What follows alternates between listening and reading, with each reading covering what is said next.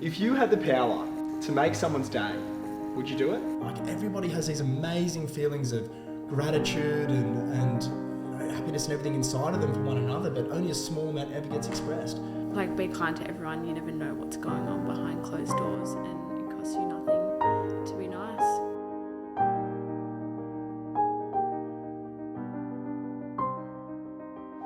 I love this part of the podcast because I think it gives a very brief overview to the guests in this occasion that we have on, and I think it leaves you with some really meaningful messages and moments to draw back on. And I know I always go to 5 questions and 5 answers when I want to remember what I've spoken about with a guest and just reabsorb that information.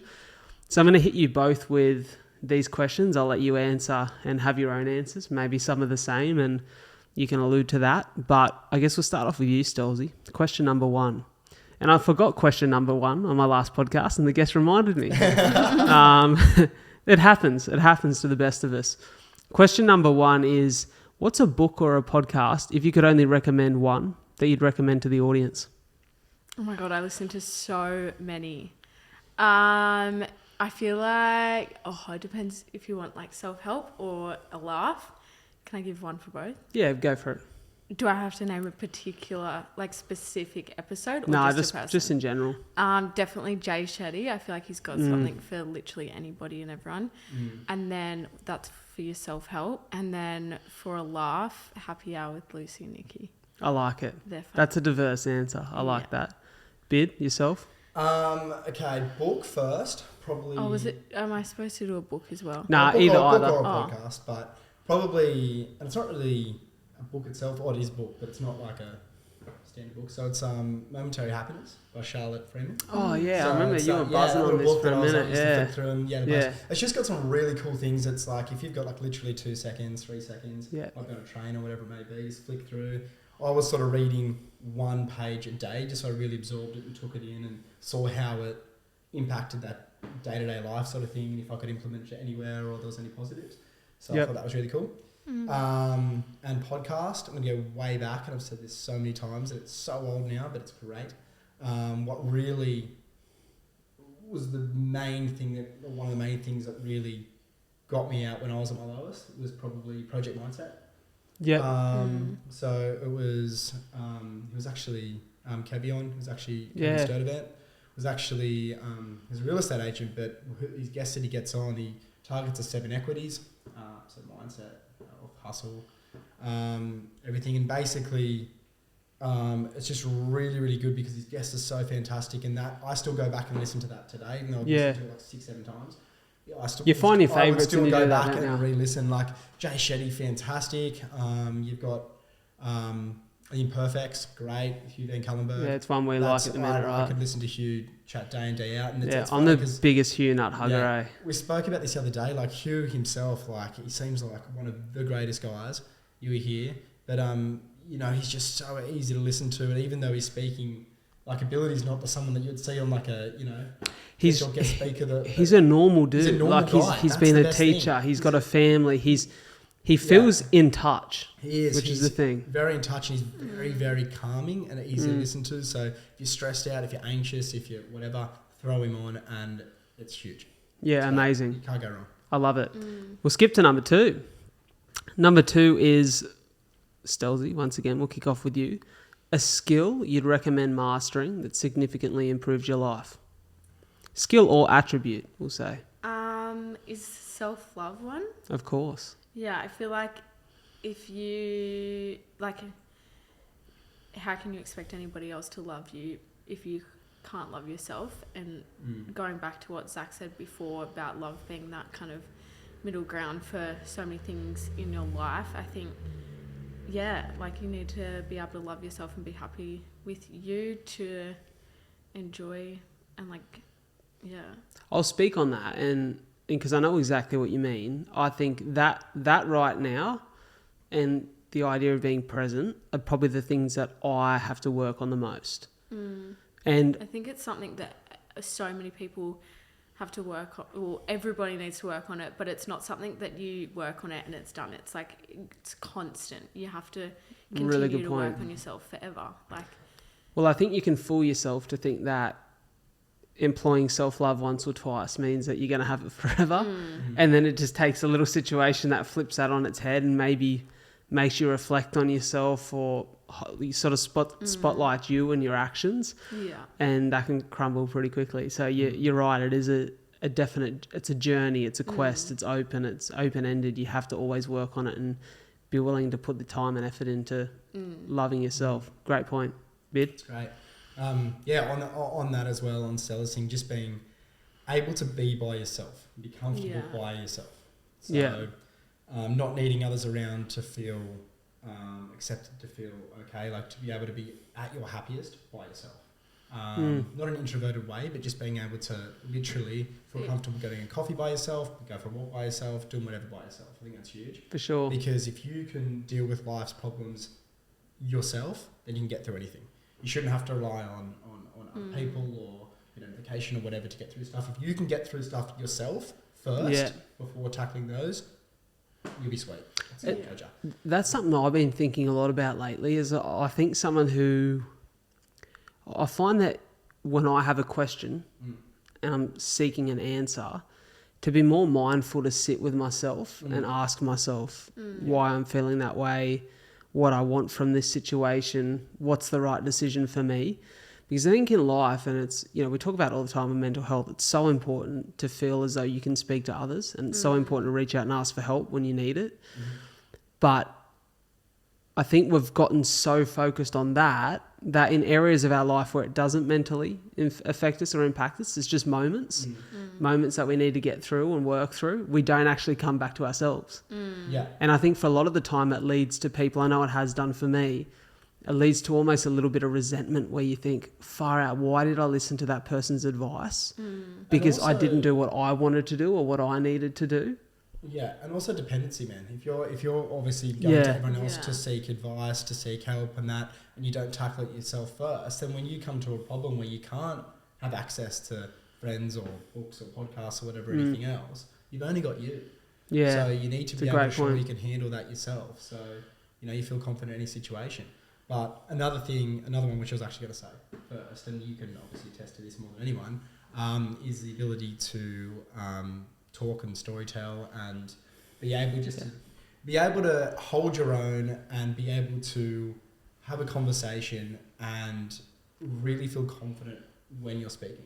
I think that's absolutely huge. It's a huge asset if you got that. I think that's something I'm still working on. But I think you just turned 22. That's the thing. Like I feel like at this point in my life now at 26, I'm better at it than I ever have been. Yeah. And I remember at 20, because I'm a confident guy when it comes to conversation and storytelling. I remember I used to think I had it all together. I was like, I'm so good at speaking. Yeah. Me just in my own head talking myself up. But I look at myself now and I look in reflection of where I was at that point in time, and I've learned so much. And I think that's the thing. You're always developing that skill when you're working at it, and you guys are going to have a great opportunity to do that on the road. It'll be crazy to come back and be like, oh my gosh, and to reflect and listen back to this podcast in a year. 100%. The third question, one of my favorites of the 5, is the biggest challenge you've faced that has required the most resilience and growth to overcome. Can it be one that we haven't overcome yet that we're still going? Of course. Repeat the question. So the greatest challenge you've faced or overcome that's required the most resilience or growth. Cut that out, please. I've got 2 that come to mind. I don't know how deep we want to get. As deep as you like. Probably. Can I say both of them? Of course you can. I'd say the first is, and it kind of comes down to addiction, is I struggle with an eating disorder. So struggled with that for 6-7 years, and overcoming that, I kind of thought, I'll overcome it and that'll be it. It'll be gone. Won't have to think about it again. But it's a constant thing. You have your good months and you barely think about it, but then you're always going to have, it's not something that just leaves and disappears forever once you've kind of worked on it.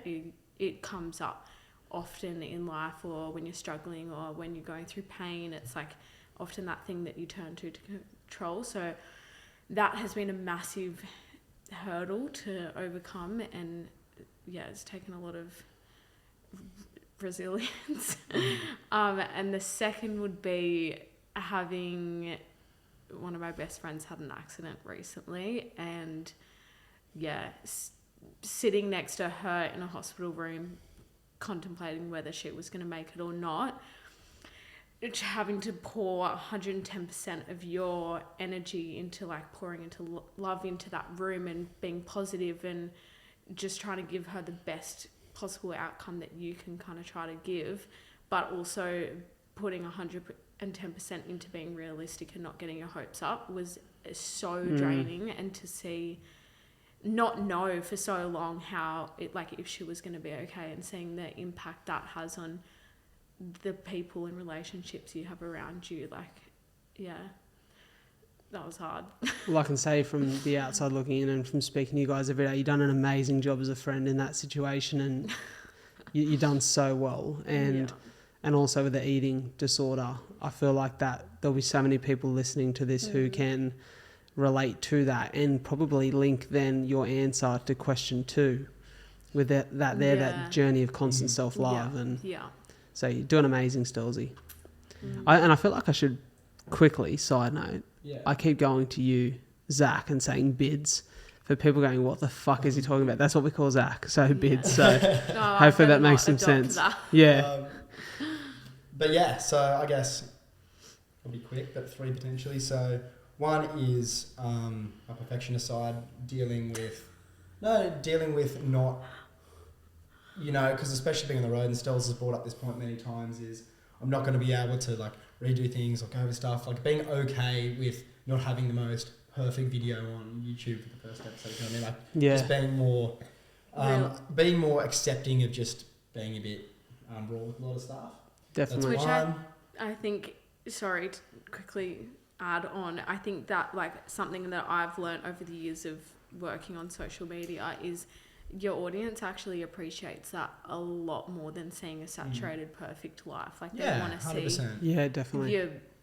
I think I've always just been, I think it may have stemmed from when I used to do, you know, speeches at school or whatever. I used to probably practice my speech on palm cards over 50, 60, 70 times in front of a mirror before I did my speech. And I used to like work on it so hard that I would have like little lines going up where my tone should have risen, where it should have dropped, like my tonality or something. So I used to be able to go and do a speech at school and just nail it straight about like I'd just been saying it, but I just rehearsed so hard. Oh my God. So, you know, when I've got that drilled into me sort of thing, and then I go and do something on camera or whatever, I'm just kind of like, I could have said that better, I could have done that better, I could have done whatever. So in my head, I'm like, I'm not giving the audience the best of what I can do. You're truly your own worst critic. I'm only giving them, you know, half of what I'm capable of. So it's being accepting of that, going, you know, I could have done better. Like I'm a competitive person. Yeah. And it's not that I'm competing with anyone out there. It's just that I'm competing with myself. Wanting to, you know, be okay with that. So I think that's a big thing that I'm coming to face. Another one's probably speaking on camera. I want to, once again, going back in the perfectionist side, just want to be better. Of course. And another one overall is probably just learning to just trust again. That's probably something that, you know, it's been a thing that I thought I'd gotten through, but, you know, it's like Stellah said, things can repop back up again, and it's just sort of being, you know, just learning to really feel like having the same trust as I did before got into like a first relationship, if you know what I mean. Yeah, it's of course. Just being able to have that complete and utter trust, which is, it's something that sort of just, you know, takes time. But of course it does. I think, like, in adding on there again, like, life does present moments throughout time for you to, like, where those, whatever it is, trust, for instance, it gives you an opportunity, that's life trying to give you an opportunity to work on those things and be like, oh, hey, actually, we can work on this more. And I think, if I can, obviously not being within your relationship, but you two are like kind of the perfect people for each other's past challenges. Like, I feel like I see that in yourselves where the past challenges you face, and I know what you speak of there, Bid, some stuff from the past, everything. that is difficult to overcome, and you guys are in a great opportunity to work through these things together, and you have amazing people around you, so I've got no doubt that they will not be present challenges, but ones of the past. In good time. Whilst we said, always things will come up that require that. And overnight fix, but it's of course. Keep getting better at it, yes. And like in being in a relationship, you're signing up for the other person's shit and supporting them through their stuff and vice versa. Definitely. The fourth question is... we just done the third question, didn't we? The fourth question. Do you want me to host, mate? Yeah, if you can. Chucks the mic. The habit or ritual that's formed a part of your morning or evening routine that sets your life up for success. Do you want to go first? There you go. Stick to. Look, in an ideal... Wait, so my whole routine or... Just like something that's formed... Yeah. Face routine. That's just at night, doll.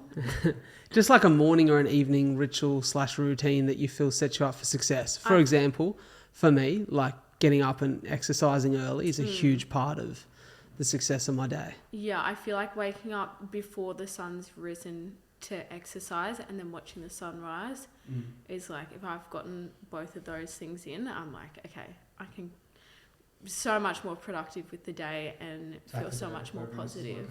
Yeah. For sure. And you've gotten those things out of the way before 7:30 and it's like, oh my gosh, I've got the whole day to focus on everything of course that needs to be done. Yeah, something that I've been lacking a lot lately on it, but like Stellah said, it's and like you can attest to as well, bro, like our morning walks, getting the mind working with deep conversations early on. And a coffee, just literally sitting there and like hammering into those deep conversations at 6 a.m. really sets you up for the whole day, and then jumping in the ocean gives you that body, that bloody refresher. Sure. Like it's better than half the coffees you have out there to wake you up. So I mean, doing those three things before we used to finish at like 7:30 and you feel amazing. Go to work or do whatever. So that's huge. And as simple as it may be, what helps me relieve stress in that is just writing a to-do list. Yeah. Like it's so simple, but like literally getting my notes out and going, this is what I've got on today, so that I know that's all I have to do. Because I think the biggest thing that causes stress is I've got so much in my head and I'm so overwhelmed. Is there anything I'm missing? Am I forgetting something? Is there something I haven't attacked? Yeah, so I'm big with that too. That's something that used to help me a lot when I was in the corporate environment of real estate. And I do it now. Every time I got to sit in front of the laptop and do stuff is just write a to-do list, check it off. McConaughey talks about that in his book, right? Like even just writing the most simple, mundane things. Oh, literally like wake up, wash your face, and checking it off is like that boost of like almost serotonin.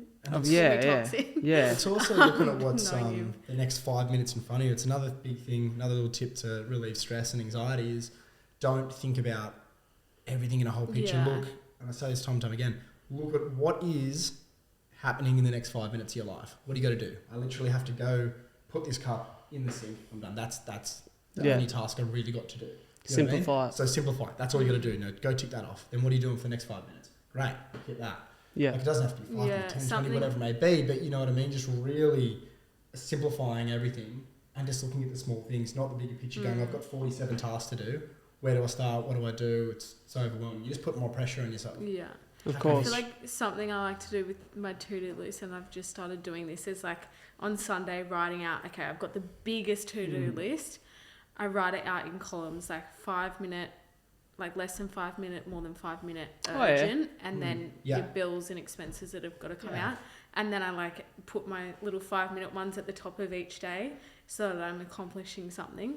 Yeah, and amazing. Then you give yourself a couple of longer ones, and anything that doesn't get done, roll it over to the next week. I like that. And then, That's good. Because it's like when you're playing like piano or learning an instrument as well. Like you don't just go, hey, play the full song. Yeah. You go, okay, let's learn the first Break it up in parts, Then we'll move and learn the first line. Yeah. And then you go learn the next line. And you keep going through and you're like just on the right hand first and the left hand. Like, you know what I mean? So. Yeah. I missed piano lessons as a kid, so I can't relate to that one. Yeah. The last question, for me, the most profound moment and an incredible opportunity for every guest that comes on the podcast is one message that if you could encourage the world to act on it, you'd like to share with them. Oh, that's a big question. Oh, you go Should I first. think? I need some time to think. All right. Well, mine's plain as day. After everything we spoke about, but it'd be express gratitude when you feel it for another person. That's it. I love it, and that's so as simple as it profound. may be, It's because simple, but it's profound. It's profound. Like whether it's a coffee, phone call, text, whatever it may be, just do it. And you gotta, if you're someone that feels very uncomfortable and don't open up quite often, or you feel a bit of discomfort with expressing yourself like that, just ask yourself what's more important: you not feeling awkward for 10 seconds in a day, or putting a massive smile and making your mate's day. Yeah. I feel like mine's... Are you done? Yeah, go, Do you sure. want me to cut you off? It's all right, you can jump in. No. I feel like probably like quite similar to that is you just like be kind to everyone. You never know what's going on behind closed doors, and it costs you nothing to be nice to someone. Doesn't cost anything to put a smile on your face. That's it. It's one thing I talk about a lot. My pop always said it to my dad, and my dad's always said it to me. It doesn't hurt to be nice to people, and Makes you feel good too. it does. It really does. And I think, for me, I know that when I express gratitude, not just when I feel it, but when I express it, as you say, it makes not only that person feel amazing, but it makes you feel incredible. Yeah. So as an expression of gratitude to you both, I want to say thank you so much for not coming on the show. Forget all of that. This is a small piece of the puzzle of our friendship and the connection that I have with you both. I love you guys dearly. I'm so excited for this journey that you're about to go on. Actually, we'll call it a quest because it is so open-ended, and I think it is the beginning of a long, incredible life that you two have together, and I think a legacy that you guys will leave for the type of human beings you are and the way that you've touched people and improved people's lives. So I'm just so excited for you. I feel blessed to be a friend and someone who gets to follow along on this journey, because you are two of the best people I know, and I'm just very excited for your futures. No, I appreciate that, brother. Thank you. Yeah. Thanks for having us on. Yeah. It was Absolute pleasure. I feel like we have these chats every day. It was good to finally sit down and throw it all together. Yeah. And Put a memory card in the machine and store this one. That's it, brother. So thank you. Absolute pleasure. For everyone listening, watching, love you guys dearly. Thank you for taking the time to tune in to a lot to talk about, getting around the guests that we have on the show. Please make sure that you go ahead, follow these guys on socials and follow the Project of Happiness journey. Cop some merch, share some gratitude, do all the good things that you need to be doing to be a part of their journey. All of the links and social tags will be in the show notes. So from me to you, thank you for being a part of the audience, and we'll catch you at the next one.